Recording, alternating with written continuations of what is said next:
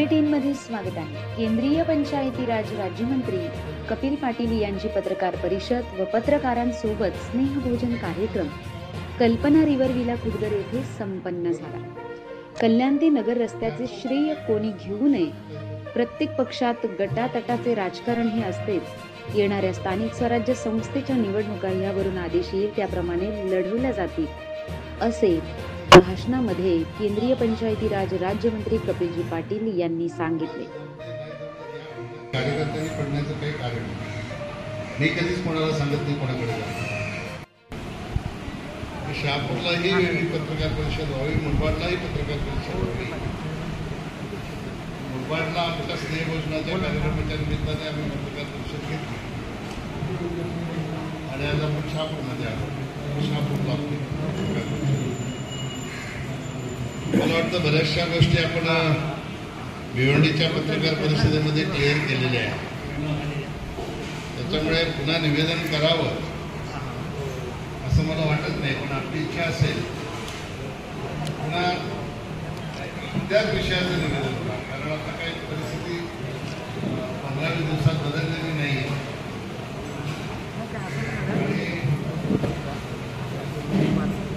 येणाऱ्या जिल्हा परिषद पंचायत समितीच्या निवडणुका, नगरपालिका महापालिकांच्या निवडणुका या अनुषंगाने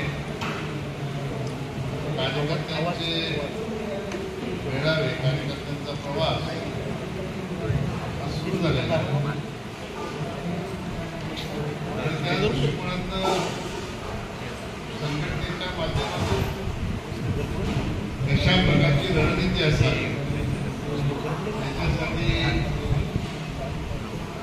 भारतीय जनता पक्षाचे मेळावे जे वेगवेगळ्या तालुक्यामध्ये होत आहे, विकासाच्या दृष्टिकोनातून पुन्हा आपल्याला माहिती द्यायची तर भारतीय जनता पक्ष महायुतीच्या सरकारच्या माध्यमातून मागच्या 2.5 वर्षात आणि आता नवीन सरकार देवेंद्रजींच्या नेतृत्वात आल्यानंतर त्यांच्या नेतृत्वाखाली जो विकास सुरू आहे त्या विकासाच्या माध्यमातून निश्चितपणाने महाराष्ट्रातील जनतेच्या मनामध्ये विश्वासाची भावना तयार झालेली आहे आणि म्हणून विकास करताना शहापूर तालुकाही त्याच्यामध्ये कुठे मागे राहू नये यासाठी शहापूर तालुक्यातले सगळे सहकारी हे आमच्यापर्यंत माहिती देत असतात। आपल्याला सगळ्यांना माहिती आहे की काही दिवसापूर्वी माजी आमदार पांडुरंग बरोरा यांनी भाजपामध्ये प्रवेश केल्यानंतर विकास करण्याला एक वेगळी जोड मिळालेली आहे।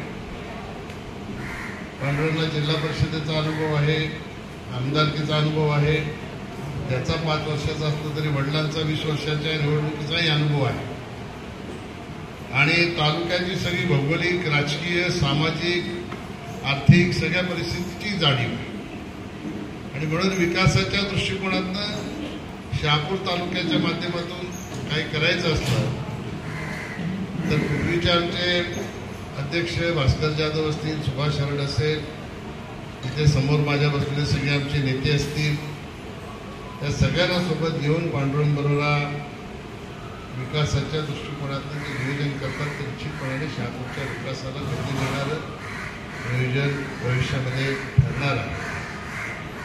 सन्माननीय मुख्यमंत्री महोदयांनी शाश्वत केलेलं आहे की येणाऱ्या काळामध्ये शहापूरच्या पाण्याची योजना असेल, शहापूरच्या आदिवासी बांधवांच्या काही समस्या असतील, शहापूरच्या ओबीसी बांधवांच्या काही समस्या असतील, दलित बांधवांच्या समस्या असतील, भौतिक विकास करण्याच्या दृष्टिकोनातून काही समस्या असतील, त्या सगळ्या समस्यांचं निराकरण करण्यासाठी महाराष्ट्राचं सरकार हे गंभीरपणाने पाठीशी उभं राहील अशा प्रकारची शासन सन्माननीय मुख्यमंत्री महोदयांनी दिलेली आहे आणि म्हणून आम्ही सर्व सहकार्यांचा संकल्प या दृष्टिकोनातच आहे की लवकरात लवकर जलद गतीने ज्या समस्या शहापूरमध्ये आहेत त्याचं निराकरण करण्याच्यासाठी आपलं योगदान देण्याची भूमिका ही आमची सगळ्यांची राहणार आहे. बाकी आता आपल्याला काही सांगायचं विचारायचं असेल विचारा. मी ते आता पुन्हा पुन्हा विकासाचं निवेदन तेच करून काय उपयोग बातम्या ते दाखवले असते. पुन्हा तुम्हीच सांगाल की सगळीकडे तेच बोलतात.